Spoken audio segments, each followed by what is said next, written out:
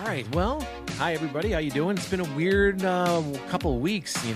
People have been leaving us, and you don't know these people. They're celebrities, but you welcome them into your house or your dorm room when you were in college or your bedroom when you were a kid, and you watch these people. And I'm talking about Catherine O'Hara, James Vanderbeek, both passed within a week of each other, which were both surprises. James Vanderbeek, I had thought that he was on his way to getting back to being healthy, not taking a turn for the worse and eventually passing away, which is incredibly sad. And Catherine O'Hara, nobody really knew she was sick at all. She died of an embolism, in her lungs, but she was dealing with rectal cancer. So it made me just think of like, damn, like things just aren't guaranteed, right? And it sat the Catherine O'Hara thing, that sat with me for a little bit. And just, I love Schitt's Creek. I think it was one of the best television shows of all time. And of course, her career beyond Schitt's Creek was also stellar and amazing, including being Kevin's mom in Home Alone. I think that's when a lot of my generation knew who Catherine O'Hara was because of that movie, and then Best in Show and all the other movies that she's done. Beetlejuice, another big introduction to Catherine O'Hara as the crazy lady mom in that. And she played it straight for the most part in Home Alone. And then, she was Moira Rose. Like, I mean, that was pretty fantastic, right? So, you spend hours watching these people and you feel like you know them in certain ways and that's kind of the world we live in. Everybody kind of feels like they have ownership over certain relationships that are not even really theirs to own, but because of streaming and binging, you get that vibe, right? And to be honest with you, the James Vanderbeek one really threw me for a loop, only because the week before, so in between Catherine O'Hara dying and the news of James Vanderbeek dying, my kids and I watched Varsity Blues for their first time. Now, my daughter's 16, my son's 13. It was just on the cusp of just barely okay for them to watch, but it is what it is. They've seen worse, I'm sure, on the internet. And they loved the movie. They thought it was great, and the movie for the most part holds up. The accent's not so much for the entire cast, except maybe for Bud Kilmer character, which is Angelina Jolie's father, that I can't think of his name right now because I'm talking about him. John Voight. Nope. Yep. Sure. So we watched that movie. They're talking, and when we watched that movie, they were very much like, "Oh, there's the guy from Fast and the Furious," which is Paul Walker, which is why they wanted to watch it in the first place. They're like, "Oh, that's so cool that this is a movie that's not a Fast and the Furious movie." Oh, he's a starter quarterback. So, we get to talking, and we had before that we had talked about Moira, Catherine O'Hara, and how she passed and how sad that was, and nobody really knew. So we finish up Varsity Blues. They love it. We go on with our day. And then here we are this week, and we get to hear that James Vanderbeek died. And I remember reading it and I like gasped. Like I'm sitting where I'm right now and I get an alert on my email and I see like James Vanderbeek, 48. I'm 46, just turned 46. 48, he passes away. And it floored me just because it was like Dawson. It was Dawson Leary, and somebody who you like grew up with, because I started watching Dawson's Creek in high school with everybody else in my generation, either a little bit or a lot. Everybody watched it. Everybody knew it. Everybody had their Pacey or their Joey or their Dawson, right? And then, Varsity Blues has lived in infamy in my movie collection. Like just before all this happened, I watched Varsity Blues. Like I put on things on the background when I'm working, and that's one of the movies I put on just because it's got good music, and it's fun. It's just a fun thing, right? So, it affected me in a way where I realized that he was 48. He's 2 years older than me, and he had 6 children, and he passed. And I just thought about myself. I have 3 children, and I thought about my friend Daryl that died during COVID, and he was. I don't even know how old he was at the time. I think he was probably 43. Died with 3 kids, and it's just crazy because then they're just gone. And in that, I think that's the part I struggle with, is that they're just gone, man. Their legacy lives on. I mean, Daryl is with me every day. I probably think about him once a day. As do a lot of my friends that are still alive that I don't talk to really that much, but you think about them because that's who you are. That's your DNA, your makeup, your soul.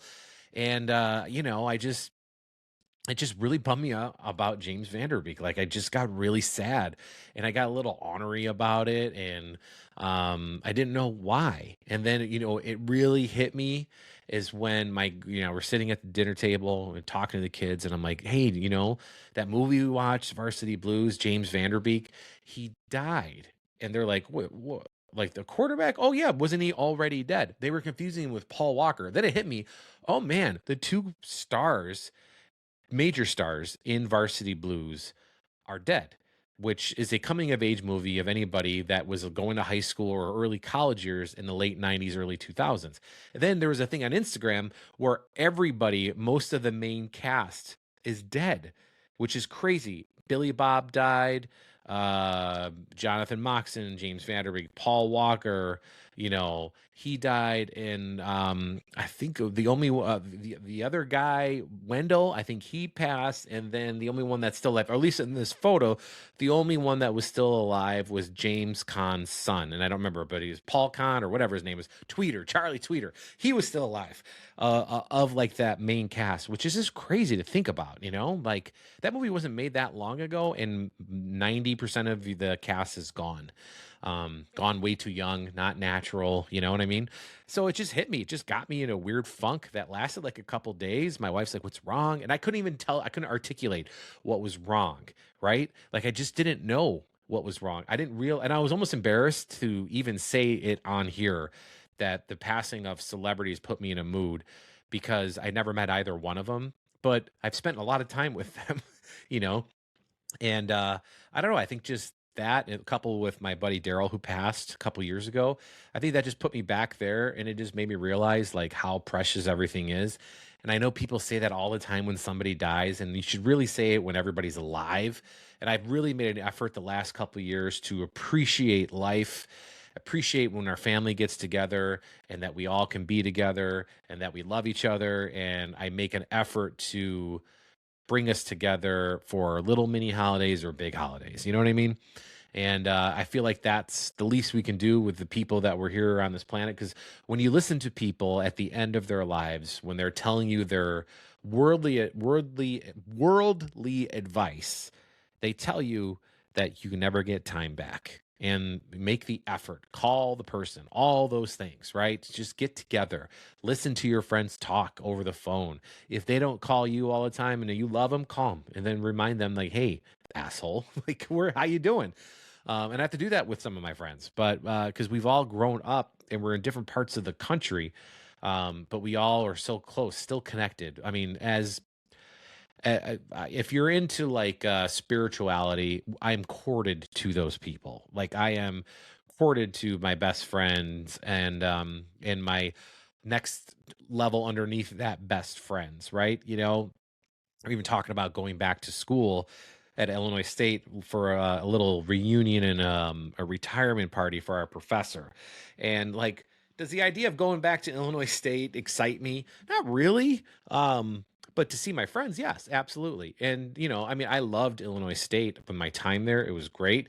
Um, so to be able to do that, I think I'm going to have to push for it. I'm going to have to remind them today after I'm done recording this to do this. Because my one friend who I just had lunch with the other day was like, is this thing happening or what? But we're all like busy families, can make 1,000 excuses why we shouldn't go, but only one why we should. So I take that with a grain of salt that is life. And I give you this anecdote. So Daryl, my best bud that passed, right? He was of the mindset, you only live once, Tommy. You'd always say that. Tommy, you only live once. Get the car you want. Get this to you. And Daryl did. Like, as far as to my knowledge, I always felt Daryl made $300,000 a year, even though he didn't. And I know he didn't. And I'm sure that there were points in my life where I made more money than he did. He made more money than I did. But then he always lived a lifestyle, though, when you looked at it, he had every toy he ever wanted. He had multiple cars. He had motorcycles. He had four-wheelers. You know what I mean? He had all those things. He had a Dodge Charger. And he kept saying, like, and I loved the Challenger and I wanted to buy a Challenger so bad. And I would ask him, like, how do you do it, man? He's like, you just do it. You just buy it, like, figure it out later. You just do it. And that was very much his mindset. You'll figure it out later mindset. And it worked for him. It worked really well up until he died, because the guy made, just like any human, made decisions that weren't great, made decisions that were. And in the end, he had a house in Tennessee. He was living life. He had a wonderful, beautiful family. And then COVID got him and took him.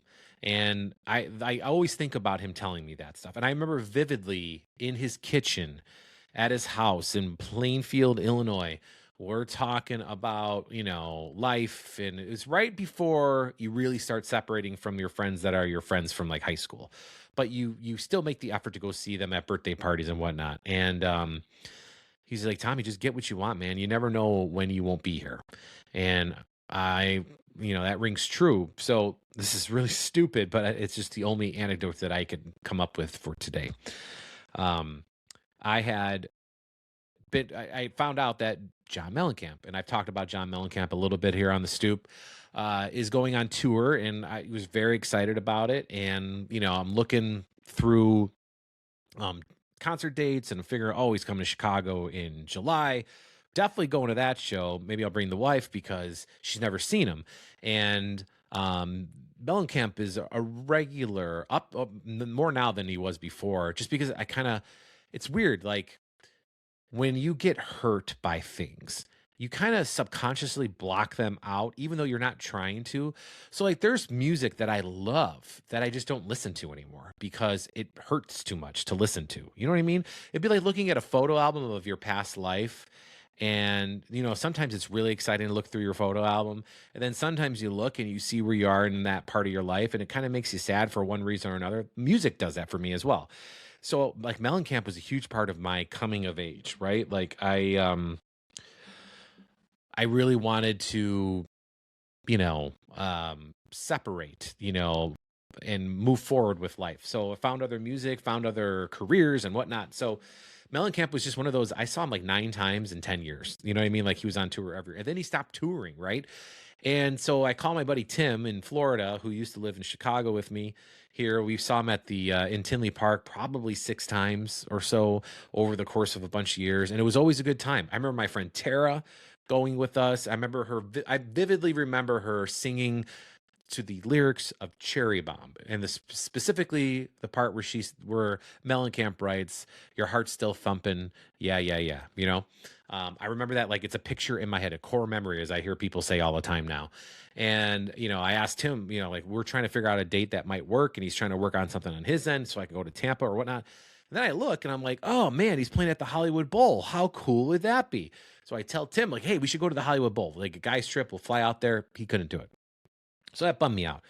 So that day I had made a playlist. I'm listening to Mellencamp and, whatnot through the couple days after that, driving, and the song, one of the lesser known songs, pops on. And I think to myself, like, Daryl's voice popped in my head. And it said, you only live once, man. Go see him in Hollywood. So I'm like, fuck it. I'm going to buy him. And if I have to go by myself, I don't care, but I'm going to go. So I bought tickets to go see Mellencamp at the Hollywood Bowl. I'm seeing him in Tinley Park.